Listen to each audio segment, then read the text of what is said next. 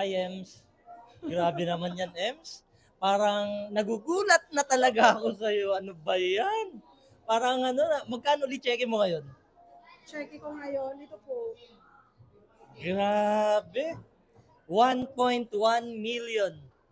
Grabe. Ems, seryoso. Anong ginagawa mo sa JC Dropshipping business natin? Simple lang, nagawa pa din cellphone. Cellphone Kasi lang? yung puhunan ko talaga dito, cellphone lang, tsaka oras. Oras na matututo ka, oras na gamitin ng social media sa lahat ng platforms na binibenta ko yung mga produkto natin. Ang maganda kasi dito, GM, na-maximize ko talaga yung kitaan. Bukod sa nagbebenta kami on hand, meron tayong website na kagaya nito. Ayan. So, nagpapa-add to cart tayo sa iba't ibang bansa.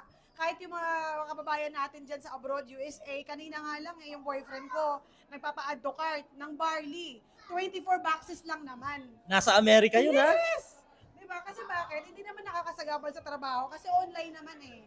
Total, nasa online lang naman tayo, maximize na natin. At sobrang ganda kasi na talaga ng produkto. Nakita mo naman yung barley natin. Oh, ayan. Oo. Ayan. Ganda talaga yan. Sobra. So, very high in demand yung produkto kaya hindi mahirap pong magbenta talaga.